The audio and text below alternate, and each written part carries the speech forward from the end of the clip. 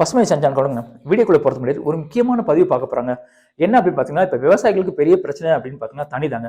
முதல்ல நினச்சி பரவாயில்ல, 100 அடி 150 அடி 200 அடியில் இருந்தீங்க. ஆனால் இப்போ பார்த்தீங்கன்னா 500 அடி 1000 அடி 2000 அடி அதில் கூட தண்ணியில கூட போயிருக்குங்க. அப்படிப்பட்ட தண்ணி நம்ம சேர்த்து வைக்கிறாங்களுங்க. இந்த நீர் பிரச்சனை எப்படி சரி செய்யறதுன்னு தெரியலையா? அதுதாங்க இப்போ பின்னாடி பாக்குறீங்களா, இதுதாங்க அந்த நீர் தேக்க தொட்டி.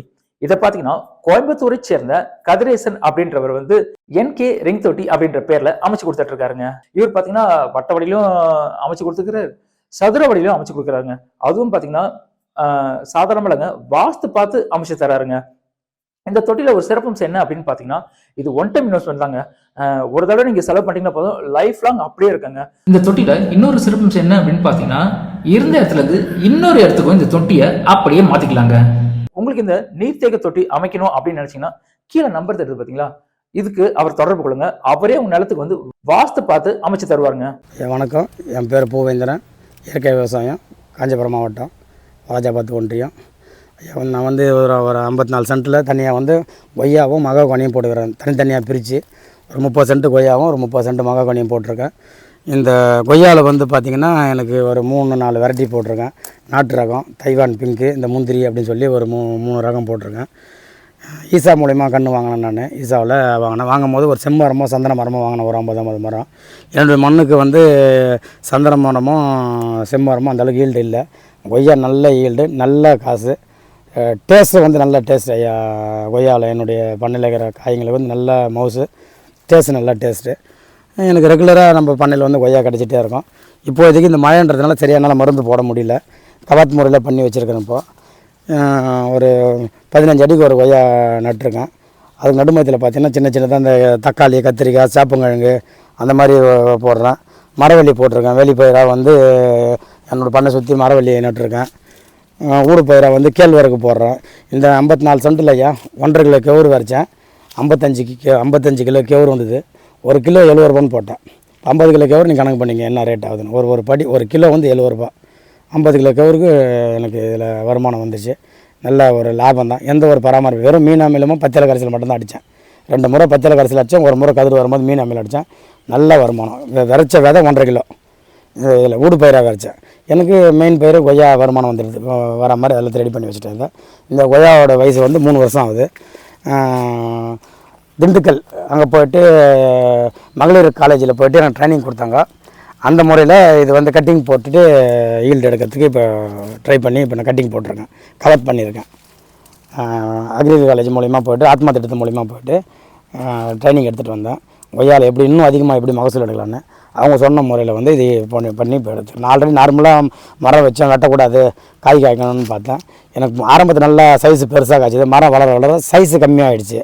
அப்புறம் அவங்க சொன்னாங்கன்னா மரத்துக்கு வெயில் படணும், பூச்சி தாக்குதல் கம்மியாக இருக்கணும், அதுக்கு உண்டான வெயிலான பார்க்கணும். எனக்கு ட்ரைனிங் கொடுத்த பிறகு, அந்த ட்ரைனிங் நான் பயிற்சி எடுத்த பிறகு வந்து எல்லாம் இந்த இருக்கிற ஒரு 100 மரம் இருக்குது என்கிட்ட. 100 மரத்தையும் கவாத் முறையில் இப்போ எடுத்த பிறகு நல்ல டேஸ்ட்டு கிடைக்குது, சைஸு சைனிங் நல்லா கிடைக்குது. அந்த சைனிங் ஒரு மரத்துக்கு வரல. அப்போ வராத போது வந்து போரான் சத்து கம்மி, ஏற்கும் ஊரல் போட்டு பண்ணுங்க அப்படின்னாங்க. அது போட்ட பிறகு இப்போ நல்லா வருது எனக்கு.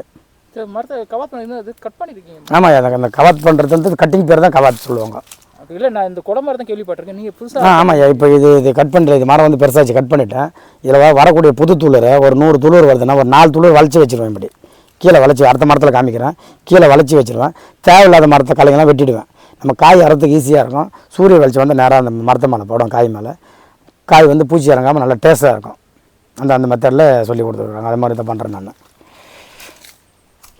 இப்போ இந்த இருக்கிற கேப்பில் வந்து தக்காளி நட்டுருக்கேன், சப்போட்டா நட்டுருக்கேன்.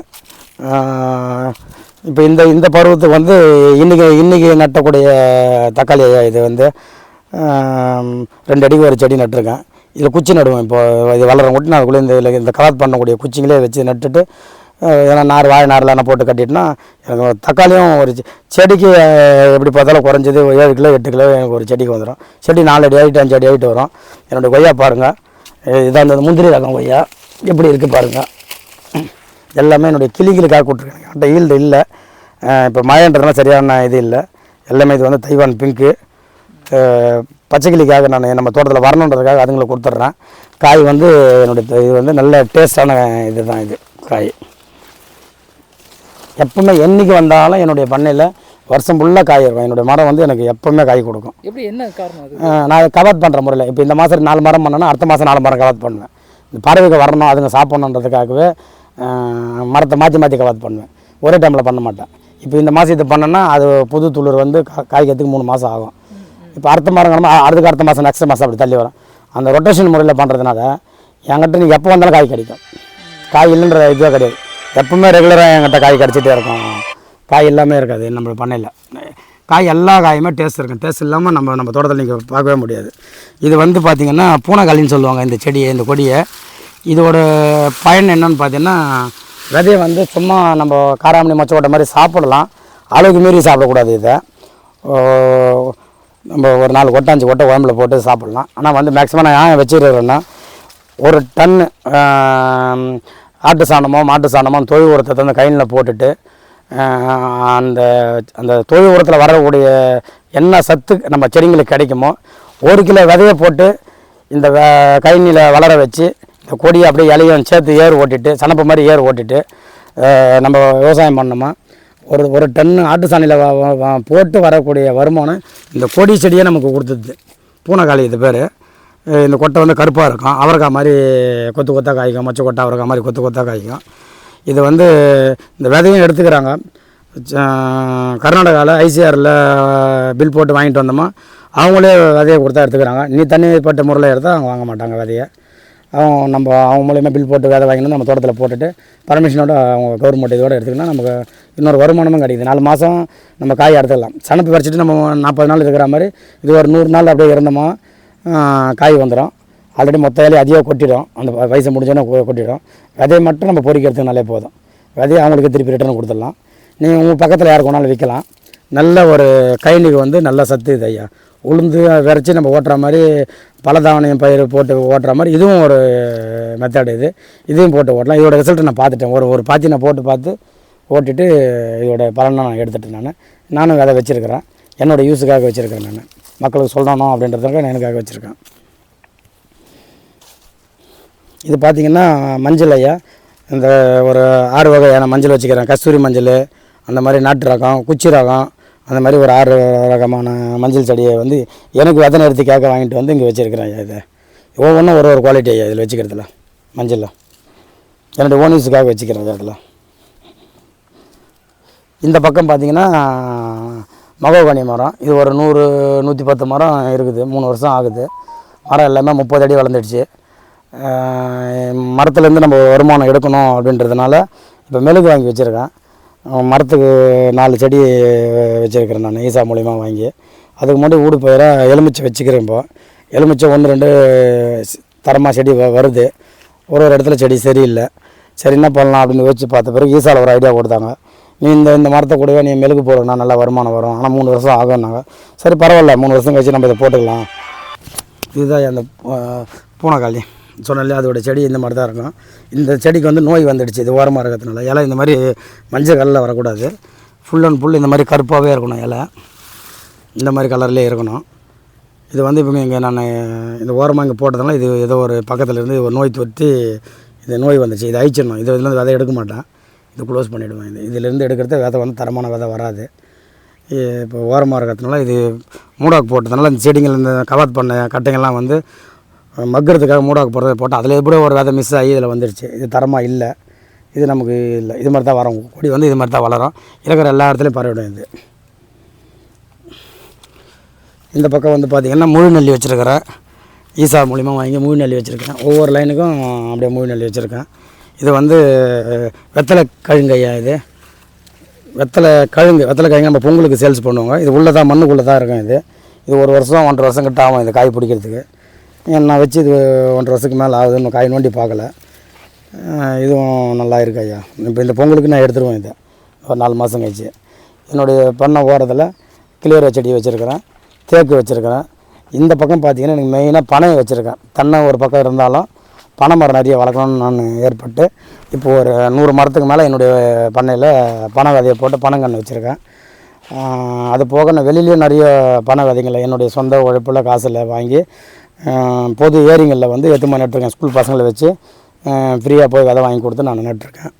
இப்போ வந்து சுண்டைக்காய் செடி எனக்கு ஒரு வருமானம். இது ரெகுலராக அந்த சுண்டக்காசெல்லாம் இங்கேயே முளைச்சி வந்தது, அதையோ கொட்டி கொட்டி முளைச்சி வந்தது. எனக்கு இடைஞ்சல் இல்லாத இடத்துல அது முளைச்சிடும், எப்படியா இருந்தாலும் ஒரு வாரமாக வந்துடும், அதை விட்டுடுவேன். இடைஞ்சலாக வண்டி ஓட்டுறதுலேருந்து அதை பிடிங்கி வேறத்தில் நட்டுடுவேன். இதில் பார்த்திங்கன்னா கத்திரிக்காய் செடி இருக்குது, போன பருவத்துக்கு போட்டது. இந்த பருவத்துக்கு தக்காளி நட்டுருக்கேன், மிளகாய் நட்டுருக்கேன். இது போன பருவத்தில் போட்டக்கூடிய கத்திரிக்காய். இது இப்போ பொங்கலுக்கு வரக்கூடிய அளவுக்கு மஞ்சளும் போட்டிருக்கேன். இது 5 அடுக்கு முறையில் பண்ணக்கூடியதுனால இதில் பாவக்காவும் போட்டுருக்கேன். பாவக்காவும் ஆல்ரெடி இப்போ முளைச்சி வருது. கத்திரிக்காய் இருக்குது, மஞ்சள் இருக்குது, கருணக்கிழங்கு இருக்குது நம்மக்கிட்ட, ரணகளி. இது இந்த இலையை வந்து சும்மா ஒரு இலையை போட்டாலே இலையை முளைச்சிருக்கு, விதையோ கொம்போ கூட வெட்டி வைக்கிறதால சும்மா இது உதிர்ந்து கொட்டுற இலையே வந்து இது முளைச்சி நமக்கு வந்துடும். இதுவும் ஒரு மருத்துவ செடி தான். நம்ம பண்ணையில் பார்த்திங்கன்னா ஃபுல்லாக முழுக்க மருத்துவ கூட யூஸ் ஆகிற மாதிரியும் நமக்கு வருமானம் வரக்கூடிய பொருள் தான் இது உள்ளே வச்சுருக்கிறேன்னு. அப்புறம் இந்த பக்கம் இஞ்சி வேறு போட்டுக்கிறேன் ஐயா. பப்பாளி இருக்குது, இஞ்சி இருக்குது, பச்சை மிளகாய் இருக்குது. எல்லாமே ஒரு மாதம் வருமானம், வார வருமானம், 3 மாதத்துக்கு ஒரு முறை வருமானம், அந்த மாதிரி கிராப் தான் நம்ம பண்ணையில் போட்டு நம்ம வருமானத்தை எடுத்துக்கிறது. இது ஃபுல்லாக இஞ்சி ஐயா. இந்த இஞ்சி கூடவே வந்து வெண்டைக்காய் போட்டேன். இது 5 மாதத்து பயிர் வந்து இந்த இஞ்சி. இந்த 3-4 மாதத்தில் வெண்டைக்காயை எடுத்துகிட்டு நான் இப்போ அந்த ஒரு அடப்பு இதனால இருந்ததுனால இஞ்சி இப்போ தான் கொஞ்சம் சின்னதாக வளருது. இப்போ எல்லாம் க்ளீன் பண்ண விட்டதுனால இப்போ இந்த வந்துடும் எனக்கு. பொங்கலுக்கு இஞ்சி கிடச்சிடும். நார்மல் இஞ்சி தான், இஞ்சி இல்லை, நார்மல் இஞ்சி தான் இது. இப்போ வந்து நம்ம இவ்வளோ செடி நட்டுருக்கோம். ஒரு 10-15 வெரைட்டியான செடி இருக்குது. பப்பாளி இருக்குது, இஞ்சி இருக்குது, மஞ்சள் இருக்குது, மிளகாய் இருக்குது, கத்திரி இருக்குது, தக்காளி இருக்குது, கொய்யா இருக்குது, வாட்டர் ஆப்பிள் வச்சுருக்கிறேன், செம்மரம் வச்சுருக்கேன், சந்தன மரம் வச்சுருக்கேன், வெற்றி வேர் வச்சுருக்கிறேன். இவ்வளோத்துக்கும் நம்ம மெயின்டைன் பண்ணுற வேலை எனக்கு ஒரு வேலை, தண்ணி பாய்ச்சுற வேலை எனக்கு வேலையே கிடையாது. ஃபுல்லாக மேட்டுப்பாத்தி போட்டு மேட்டுப்பாத்தி மூலயமா ட்ரிப்பு போட்டிருக்கேன். இந்த ட்ரிப்பில் வந்து எல்லாத்துக்கும் கனெக்ஷன் கொடுத்துட்ருக்கேன். நான் வீட்டுக்கு நார்மலாக வீட்டுக்கு குடிக்க யூஸுக்கு தண்ணி குடிக்கிறோம், இல்லை அங்கே துணி துவைக்க பிடிக்கிறோம். அந்த காலையில் ஒரு 10 நிமிஷம், ஈவினிங் ஒரு 10 நிமிஷம் நம்ம வீட்டுக்கு நாங்கள் மோட்டர் போட்டாலே அங்கே எனக்கு நான் 2 தவளை 3 தவளை தண்ணி பிடிக்கிற நேரத்தில் என் தோட்டம் ஃபுல்லாக பாஞ்சிடும். இதுக்குன்னு எனக்கு தண்ணி பாய்ச்சுற வேலையே கிடையாது. அந்த மாதிரி என்னுடைய பண்ணையை வடிவமைச்சிக்கிறேன். ஒரு தண்ணி பாய்ச்சுற கூலியால் செலவு, நம்ம டைமிங்கு, அந்த மாதிரி விஷயமே என்னுடைய பண்ணையில் கிடையாது. தண்ணி பாய்ச்சுறோம் அப்படின்ற ஒரு வேலை கிடையாது. ஆரம்பத்தில் நான் கொய்யா வைக்கும்போது ரொம்ப வேதனைப்பட்டேன். நைட்டு 12 மணி 1 மணிக்கெல்லாம் ஃபோனில் யூடியூப் பார்த்துட்டு உட்காந்து நான் வந்து தண்ணி பாய்ச்சிட்டு இருந்தேன்.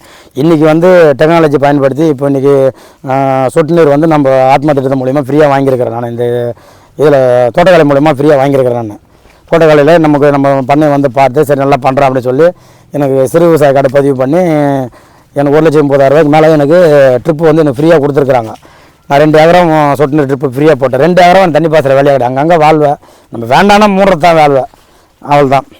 எல்லா இடமும் நான் தண்ணி வந்து பாய்ச்சதே கிடையாது. வந்து ஒரு ரவுண்ட்ஸ் வருவேன், காய் அரைப்பேன், கொய்யா அரைப்பேன், இது மாதிரி கொய்யா அறுத்துட்டு போவேன், கத்திரிக்காய் அறுத்துட்டு போவேன், மிளகா அறுத்துட்டு போவேன். அறக்கிறது தான் என்னுடைய வேலையை. எதுவுமே நான் வந்து இல்லை. மருந்து கொடுக்கணும் அங்கே இன்சூரன்ஸில் அங்கே கொடுத்துட்றேன். நான் அங்கேருந்து மீன் அமிலம், பச்சளை கரைசல் எல்லாம் வந்துடுது. எப்போது ஒரு சீசனுக்கு மேலே பக்கம் ஸ்ப்ரே பண்ணுற மாதிரி இருந்தால் வந்து ஸ்ப்ரே பண்ணுறேன். இல்லை என் பையன் பொண்ணு அவங்க கொஞ்சம் பார்த்துக்குறாங்க, அவங்க ஸ்ப்ரே பண்ணிவிடுவாங்க. மேக்ஸிமம் எனக்கு கலர் எடுத்துக்கு மட்டும் தான் ஆள் வைப்பேன். மற்றபடி எனக்கு மருந்து செலவு 0% நானே ரெடி பண்ணிக்கிறேன். என்னுடைய வீட்டிலே 0% எல்லாமே ரெடி பண்ணிக்கிறேன். இந்த வெள்ளை மட்டும் வாங்குவேன். மற்றபடி கோமியம், சாணி இதெல்லாமே வந்து நான் ஃப்ரீயாகவே எனக்கு இங்கே நாட்டு மாட்டு சாணி எல்லாமே இங்கேயே எடுத்துக்கிறோம். இங்கே எல்லாமே போட்டுறேன் ஐயா. இது வந்து பார்த்திங்கன்னா பேழன் வாழை. இது வந்து அம்மன் நோய்க்கு குணமாகும் ஐயா. இது நல்லா ஈட்டை வந்து தளிக்கும், சாப்பிட்டோன்னே கூலிங் ஆகும். பார்த்திங்கன்னா ஒரு 100-120 காய்க்கு மேலே இருக்கும். நல்லா குவாலிட்டியாக நல்லா பழுத்துருக்குது. இது அப்போ அறுவடைக்கு வந்திருக்குது.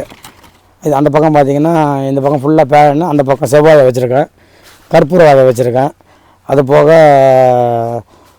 வாழை வச்சுருக்கேன். நம்ம வந்து இங்கே லோக்கலில் 7 ரூபா விற்கிறோம் ஒரு காய். சென்னைக்கு வந்தால் என் காய் 12 ரூபா 15 ரூபா அந்த மாதிரி கொடுக்குறோம் ஒரு பீஸு. சென்னை மார்க்கெட்டிங் எனக்கு ஒரு 2-3 இடத்துல கீழ்ப்பாக்கம், அதுக்கப்புறம் டி நகர் அது இருக்குது.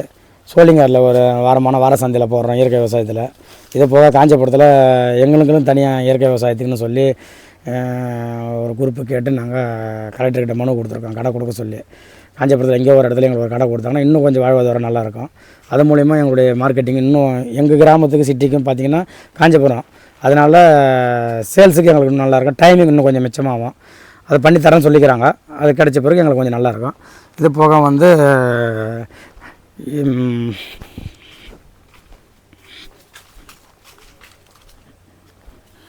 மாயன்கீரை. இது வந்து மாயன்கீரை எப்படி நார்மலான முருங்கைக்கீரை என்ன யூசேஜோ அந்த மாதிரி மாயன்கீரை. நீங்கள் சாதாரணமாக இது யூடியூப்பில் போட்டு பார்த்தீங்கன்னா இந்த மாயன்கீரை ஒரு செடி ஒரு இது பார்த்திங்கன்னா 900 ரூபாய் கிட்ட வரும் ஒரு செடியோட இது நான் சாதாரணமாக விதை திருவியால் நம்மள மாதிரி விவசாயிகிட்ட வந்து 30 ரூபான்னு சொல்லி ஒரு குச்சி வாங்கினேன். இன்றைக்கி இதை நட்டுருக்கேன். இது நல்லா கால்சியம் சத்து, உடம்புக்கு நல்லது. இந்த கீரை பேர் மாயன் கீரை. அதுக்கப்புறம் பார்த்திங்கன்னா இங்கே வெற்றி வேர் வச்சுருக்கேன். இந்த வெற்றி வேர் வந்து என்னோடய இப்போ இங்கே இடைஞ்சலாக இருக்குதுன்னு சொல்லிட்டு இப்போ தக்காளிக்காக இது கவாத் பண்ணிக்கிறேன். மிளகாய் தக்காளி நடத்துக்காக இது விதைக்காக கொடுக்குறேன். நாற்று கொடுக்குறேன். நான் ஒரு நாற்று 30 ரூபான்னு சொல்லி கொடுக்குறேன். இது வந்து நிறைய இது வந்து ஒரு 7 அடி 8 அடி வரைக்கும் எனக்கு வளர்ந்துருக்குது. இது காஞ்சிபுரம் கலெக்டர் ஆஃபீஸில் நிறைய முறை டெமோவுக்கு எடுத்து வச்சுருக்கிறேன். காந்தாரி மிளகான்னு போட்டேன். இந்த காந்தாரி மிளகாவோட ஒரு செடி, இந்த செடி இது காஞ்சிச்சு. இன்னொரு பெரிய செடி எடுத்துட்டேன். இந்த ஒரு சின்ன நீங்கள் பார்க்கக்கூடிய இந்த ஒரு சின்ன காயில் குறைஞ்சது 800 காய் கட்டி எடுத்துருக்கிறேன். இந்த ஒரு காலையில் மட்டும். இன்னொரு செடியில் 1800 காய் எடுத்தேன். செடி உடஞ்சிச்சு.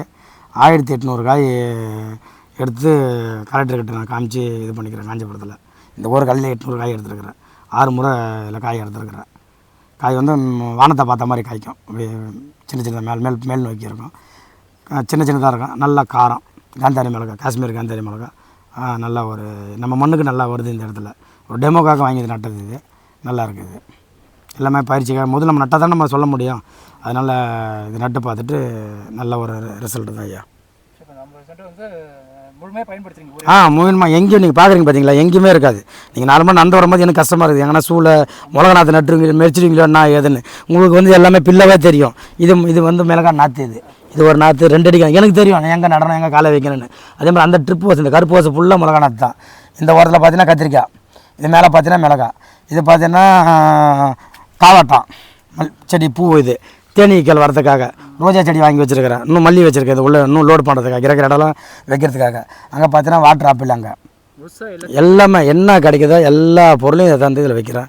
மேக்ஸிமம் வந்து இயற்கையான முறையில் நம்ம பொருள் நமக்குன்னு ஒரு இடத்துல காசு கொடுத்து அந்த பொருளை வாங்கக்கூடாது. நம்ம எப்படி 0% விவசாயம் பண்ணுறதுக்கு வந்துட்டோமோ அதே மாதிரி எந்த ஒரு பொருளையும் வாங்கக்கூடாது.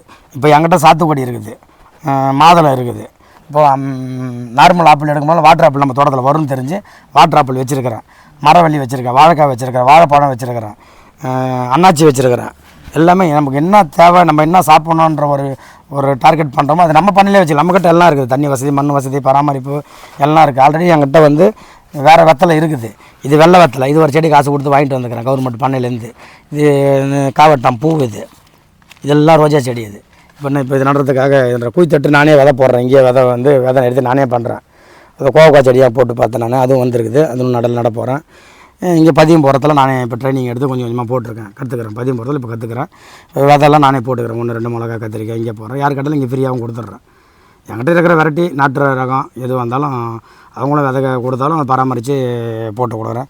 ட்ரைனிங் கொடுக்குறதுக்காக ஸ்கூல் பசங்க வந்தாங்கன்னா அவங்க கையால் போடுற மாதிரி இதெல்லாம் வச்சுருக்கிறேன். இங்கே இருக்கிற மண் அள்ளி சும்மா நார்மலாக வச்சு அவங்க குழந்தைங்கிட்ட வெண்டைக்காய், கத்திரிக்காய் விதை கொடுத்து இந்த ட்ரேயில் போட்டு அவங்களுக்கு அப்பப்போ வீடியோ அப்டேட் பண்ணுவேன். பண்ணி நட்ட விதை இப்படி இருக்குது அப்படின்னு பசங்களுக்கு சொல்லுவோம். அந்த ஆர்வத்தில் அவங்களும் அந்த விவசாயத்தை பார்ப்பாங்க. நம்ம நட்ட செடி, நம்ம காய்கறின்னு அந்த 30 நாள் வரும்போது கீரை அவங்களுக்கே பிடிங்கி கொடுத்துருவேன். 45 நாள் 60 நாள் வரும்போது வெண்டைக்காய் வந்துடும். அடுத்த முறை அவங்க டெமோக்கு நம்ம தோட்டத்துக்கு வரும்போது அந்த காய் அவங்களுக்கு அறுத்து கொடுத்துருவேன். பசங்க போட்டதில் அவங்களுக்கே கொடுத்துருவேன். இது வந்து நான் வந்து வெத்தலை வச்சுருக்கிறேன். இந்த வெத்தலை வந்து எனக்கு வந்து பார்த்திங்கன்னா மாதத்தில் 4 முறை 5 முறை இந்த வெள்ளிக்கிழமை, கிருத்திகை, அமாவாசை அந்த மாதிரி கேட்குறாங்க இங்கே லோக்கல்லே. அவங்களுக்கு இது கொடுத்துட்றேன். 2வது வெத்தலையை வந்து பதியம் போட்டு செடி 10 ரூபா அப்படின்ற விஷயத்துலையும் நான் சேல்ஸுக்கும் கொடுக்குறேன். ஒரே ஒரு செடி தான் வந்து வச்சு நான் இன்றைக்கி எனக்கு நல்ல ஒரு ஈல்டு வருமானம் தான். இதை வச்சு நான் வந்து பத்து இலை கரைசலுக்கு யூஸ் பண்ணுறேன். இலைக்கு பூச்சி வெரைட்டிக்காகவும் இதை போட்டு இது ரெடி பண்ணுறேன். இது போக பார்த்தீங்கன்னா இங்கே சிறியானங்க வச்சுருக்கிறேன்.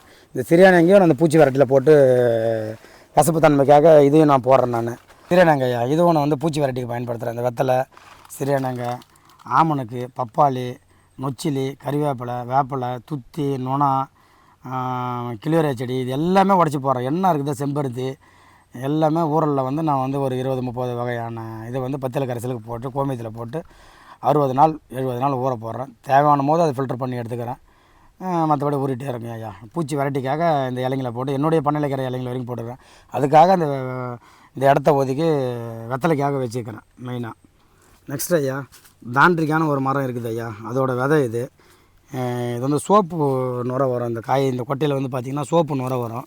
இது வந்து பெரிய மரம். இது நான் விதை போட்டு வச்சுக்கிறேன். விதை எடுத்துன்னு நடலை. இதை நட்டுமா இதில் இருக்கிற அந்த கருப்பு காய், சோப்பு காயை வந்து துணி துவைக்கிறதுக்கு பயன்படுத்திக்கலாம் ஐயா. இதில் இது இருக்கிறத வந்து துணி எப்படி துவைக்கிறோம் அப்படின்னா நம்ம வந்து எலுமிச்சை, சாத்துக்குடி இந்த மாதிரி பழத்தோலுங்களை வந்து ஜூஸ் போட்டு ஜூஸ் கல்லில் அந்த தோல் வந்து கீழே தான் கொட்டிடுறாங்க ஐயா. அந்த தோலை சும்மா ஃப்ரீயாக வாங்கிட்டு வந்து அது கொஞ்சம் அது கூட வெள்ளத்தை போட்டு நான் ஒரு 40 நாள் ஒரு பேரலில் ஊற வைக்கிறேன் ஐயா. அந்த ஊற வைக்கும் போது எனக்கு வந்து பயோ எம்சைடு அது பேர், பயோ எம்சைடை மாறிடுது. அந்த பயோ எம்சைடை கூட நம்ம ஒரு திருப்திக்காக இது இந்த கொட்டையை எடுத்து சோப்பு ஆயில் கொட்டையை எடுத்து இது பூந்தி கொட்டை மரம் இது அது கூட போட்டு ஊற வச்சு நம்ம வாஷிங் மிஷினில் போடும்போது துணி வந்து நல்லா வெளுப்பாகிடுது ஐயா. வெளுப்பாகிடுது ஐயா. நம்ம சோப் பவுடரோ லிக்விடோ எதுவுமே வாங்கணும்னு அவசியமே இல்லை ஐயா. அது கூட நம்ம அதை போட்டுடலாம் ஐயா. இங்கே பார்த்தீங்கன்னா பனை விதை போட்டுக்கிறேன் ஐயா. இது வந்து ஒரு 3000 விதை வந்து நான் வெளியில் ஒரு விதை ₹1 சொல்லி காசு கொடுத்து வாங்கி வந்து போட்டுருக்கேன். என்கிட்ட பனை மரம் இல்லை. 3000 விதை போட்டிருக்கேன். ஏற்கனவே ஒரு 3000 விதை வந்து ஏரியில் போட்டிருக்கேன். தனியாக எல்லா ஊரில் ஏரியிலையும் போய்ட்டு அங்கே இருக்கிற லோக்கலில் இருக்கிற குழந்தைங்கள பசங்களை லீவு நாளில் கூட்டின்னு போயிட்டு அவங்க கையால் நட்டுருக்கேன். இது பார்த்திங்கன்னா என்னால் இது நட முடியல. அதனால் அந்த விதையை நம்ம வீட்டுக்கு எடுத்துன்னு வந்தவொடனே நட முடியல. விதை வந்து முளைக்க ஆரம்பிச்சு. முளைச்ச விதை ஃபுல்லாக இந்த பக்கம் போட்டிருக்கேன். ஒரு 1200 விதை கிட்ட இது முளைச்சிச்சு. இது வருமா வராதான்றது எனக்கு தெரியலன்னு இது தனியாக போட்டிருக்கேன். முளைக்காத விதை வரைக்கும் இப்போ முளைக்கிறதுக்காக இது தனியாக போட்டுக்கிறேன் ஐயா. இதை வந்து மதிப்பு கூட்டுதல் அப்படின்ற ஒரு விஷயத்தில் கழுங்காக விற்காமல் இந்த கழுங்கை எடுத்து பவுடராக வைக்கிற மாதிரி மரவள்ளி பவுட்ரு அப்படின்ற விஷயத்தில் ஓடிட்டுருக்கு. சேல்ஸ் நிறைய போயிட்டுருக்கு. அவங்க மூலமாக இன்னும் கொஞ்சம் போய் நான் பயிற்சி எடுத்து அதை எப்படி பதப்படுத்துகிறாங்கன்னு அதை பவுட்ராக்கி பதப்படுத்தி ஃபஸ்ட் டைம் நம்ம ஊர் பக்கம் இதை அறிமுகம் பண்ணலான்னு இந்த டைம் நான் இந்த விதையை போடலான்னு இந்த கொட்டையை வேஸ்ட் பண்ணாமல் பண்ணிக்கிறேன் ஐயா. இதை சரிங்க. இதை நான் கேட்ட கேள்வி நிறைய விஷயங்கள் எங்கிட்ட பகிர்ந்துறீங்க. சென்டர் முழுசாக யூஸ் பண்ணி வருமானம் அதில் எடுத்துகிட்டு இருக்கீங்க. ஆமாம், எடுத்துருக்கேன் ஐயா. ரொம்ப சந்தோஷங்க. நன்றி ஐயா.